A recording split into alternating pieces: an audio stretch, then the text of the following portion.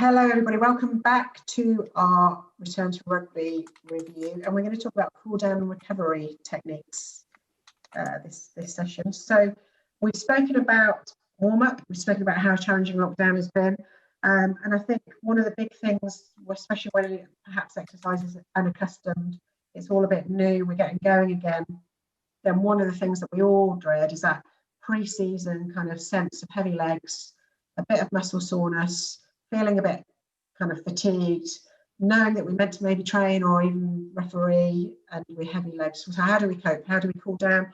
How do we recover optimally? So as far as an acute kind of cool down after a game or after training, the purpose is really trying to reduce our heart rate. So getting our heart rate back down to normal levels, returning the body to normal levels, the breathing rates back down, basically pre-exercise levels. So we want the body to kind of return to how it was prior to exercise.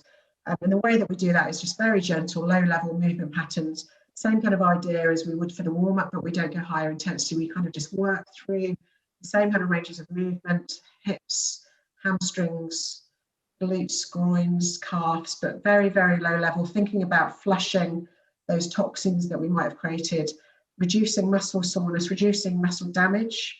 And the way that we can reduce muscle damage, again, research-based, we know that myofascial release and the foam rolling and the massage ball kind of concept of muscle release is a really great way to reduce delayed onset muscle soreness or DONS. So if you do, when you do stretch post-session, the kind of modality of choice should be myofascial release, so the foam roller or the massage ball. Certainly people have a kind of psychological desire to maybe do a static stretch as well, which is fine if it helps you and works for you. But do recognise that there might be micro tears in the muscles from the unaccustomed exercise if you've gone hard with training. So you might get little micro tears in the muscles, which might cause more kind of muscle soreness. Other ways that we can help with recovery would be compression garments. So either full length compression garments if you're sitting in the car travelling back from a game, for example. That's a really nice way to help with recovery. Ice is a great way. So whether it's an ice pack if you're sore, if you've got a particular part of your body that's susceptible to be irritated or inflamed post-session or post-game, then certainly ice is a good way. If you're in the sevens, then you probably know to jump in those ice baths to much of everybody's delight. It doesn't have to be freezing cold, even just having a little cold shower. I know Hamish has been jumping in the River Tyne. Crazy. But basically we want to return the muscle back to normal muscle length, we want to reduce the heart rate, flush out the body, and also think about things like sleep as a recovery modality, often forgotten. Chilling out, watching telly, downtime, mental recovery as well as physical recovery is really important. Nutrition, snacks, getting something in post-session, post-match. We spoke about it with the warm-up and also half-time in games, getting that hydration and nutrition on board is really important. And again, Hamish touched on it with the warm-up. If you have travelled and you're travelling back home, maybe you get in your routine when you get back home, you do your lumbar spine, you do some foam rolling, and again, you just relieve the body and help the body return to its normal levels. Any thoughts on cool down and recovery? Yeah, like again, if you're driving a fair distance, I'll definitely focus more on my cool down than I might if I was literally a few minutes from home. So absolutely mirror the stuff foam rolling. If I'm on a long drive, I'll stop every hour or so and just get out, have a stretch, have a walk around, because on the longer drives, by the time I get home, especially if it's been quite a physical game, I'm really sore and stiff by the time I get back. So yeah, just for me, it's all about planning around how long I'm going to be stationary after the game and making sure I mobilise properly during that time so that I don't seize up. Sounds good. Do you jump in the sea, Adam? Do you get in the sea as you're recovering? Again, so because it's tide dependent around here, we've got some of the furthest out sands you can get in terms of tide. So at low tide, it's about 1.25 miles out. So it's a fair old slog if I do want to get in the water. But yeah, occasionally on the high tide, get down next to the pier and jump in the water down there, which is quite nice. More so in the summer, I'll tell you that. I'm not like Hamish, who's who's tough as old boots and will get in there in the winter. That's not for me. I'm definitely not that sort of guy. But yeah, in the summer after a nice run along the beach, it's fantastic. Great, love it. Hamish, tell us all about the time. Well, we'll tell you about the time in a minute, Al, because I'll have to make an admission here. I am probably one of the worst cool down and recovery technicians that there is. So after a game, I'll normally, I don't do a massive amount of foam rolling and all that sort of stuff, which is, it's not great, but I will admit to that. I do sort of coincide and sort of agree with what Adam said, in that I do try and stop on the way home on long journeys, but also if you are going on an exchange as a society referee, or you're going further distance, if you, I don't know, if you're refereeing Cornwall, you might have to go quite a long way to travel up to one end and the other. When I'm going on longer journeys, I will try and get any mode of transport that isn't me driving, because by the time you've sat in a car for 3 hours to get to a game, refereed for 90 minutes, sat in a car back, you're immobile for quite a lot of time. So I will get the train quite regularly, and I do cheat a little bit and have electrical muscle stimulation equipment, and use those to sort of help reduce muscle soreness and all that sort of stuff. And also to sort of prevent the DOM side of things, day after a game, I'll usually get out and go for a walk and enjoy the countryside, get some fresh air and do that sort of stuff. So, but in terms of the time, which you asked about, it was some mad idea that came up with a friend of mine back actually in January, so the coldest time of the year that you could ever ask for. I decided one way to start my day was to jump in the River Tyne, just outside of home place called Hexham.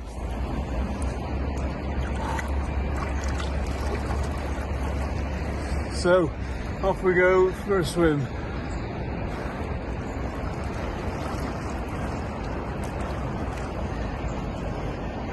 And I've worked it up to, I think I've lasted about 18 minutes in at the moment, and swum 500 meters. And my team, well, my mate that I do it with, he has full wetsuit and shoes and boots and all that sort of stuff. I go in my shorts and a potentially woolly hat sometimes. But yeah, it's pretty bracing, but it's quite good fun. You stay quite cold until about 10 o'clock. I get in about 7 o'clock, and you stay cold even though you've had a hot shower, stood in front of the fire, warmed yourself up.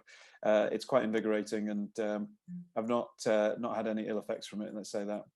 Good for you. I think that's great. There's a lot of research that shows it, indicates it boosts your immune system, boosts the body, boosts your resilience, like you say, and it's going to be great cold water immersion as far as joints recovery, you know, Yeah. plus your resilience. I'm the same as the guys. I love an ice bath. I know that there are some people have mixed reviews on them, but I absolutely love an ice bath. There is nothing quite like, you know, dropping yourself into a wheelie bin full of cold water. But unfortunately, I'm not as lucky as the guys to have a river or the sea ocean that I can go and jump into. So to be honest, the one I found, because whilst I hate cold water, just pull the shower head down and you know, run it over your calves for 30 seconds at a time or something like that.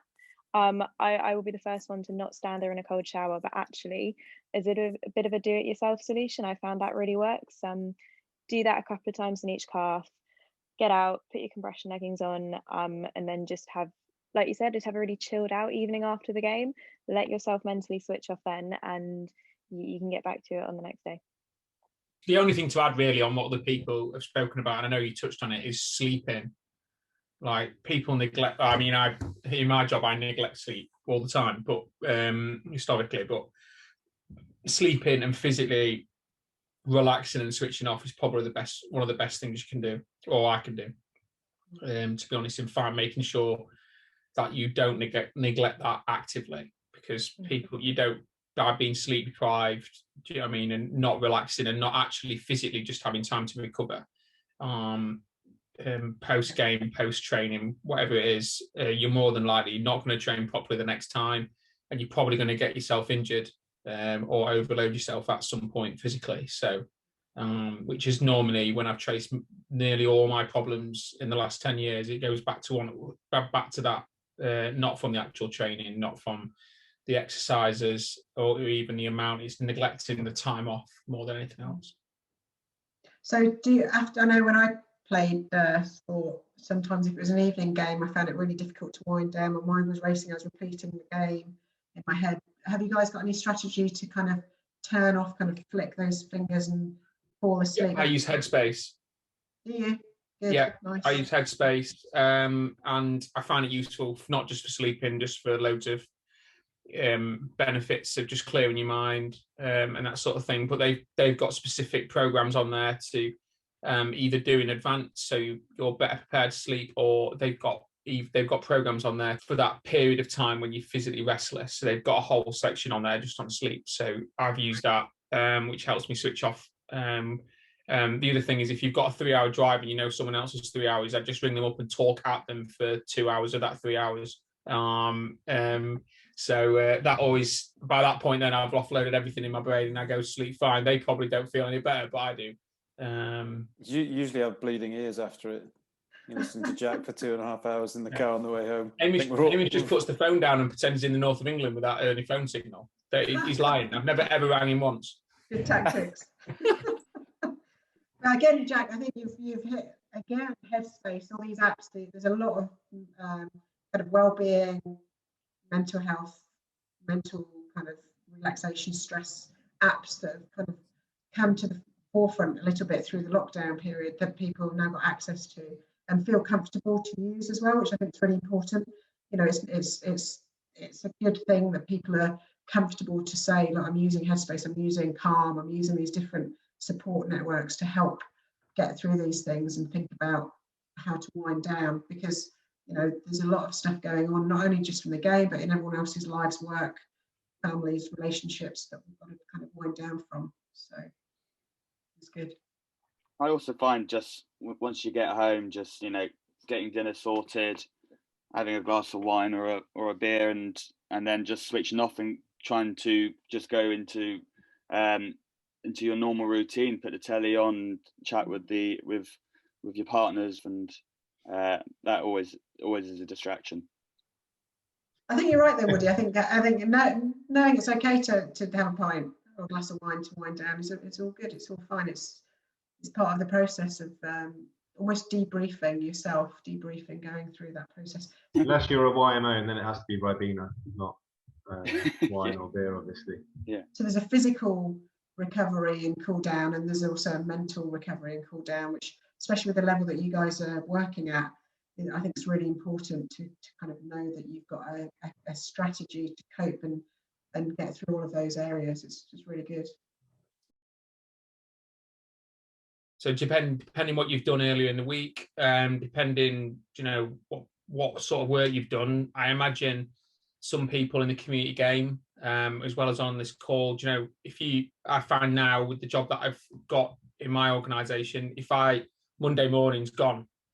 So I haven't got time to do anything on a Monday morning. And depending how Monday morning goes, Monday afternoon's probably gone as well, to be honest with you. So then you're limiting your training to like the evening, or you've just got to not open the computer up when you're working from home to get some training done. So depending on how I feel, if I've had a Friday or Saturday game, I might train at the weekend, knowing that gives me a day off on Monday where I can just put my efforts into something else.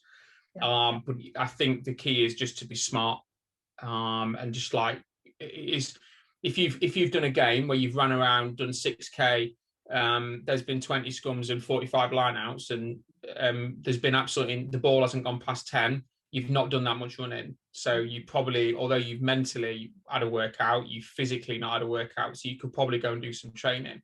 If you go and referee someone like Ealing in the championship, where they score 50 points every week, and you've been literally sprinting up and down the field all game, then you might not want to be going out doing high intensity training, particularly if you've just returned. So I think it's just been a little bit smart about that, because what's the point of getting injured training on a Sunday if you can't then go out and do it again on a Saturday, because it'll just take you longer to get back into it.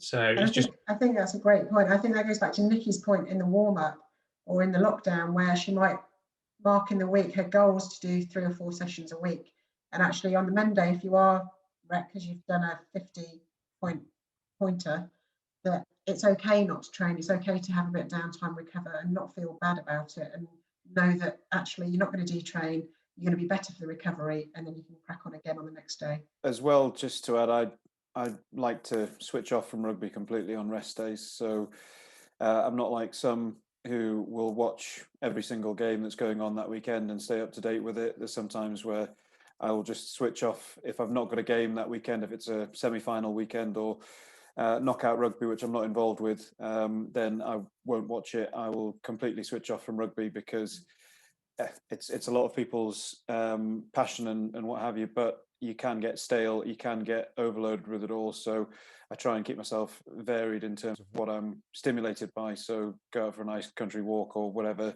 go and see the countryside, go and look at the sheep, cows, whatever it is, and do that rather than just constantly focusing on what you're doing as a bit of a job and also your pastime, depending on which level you're at. Sounds lovely.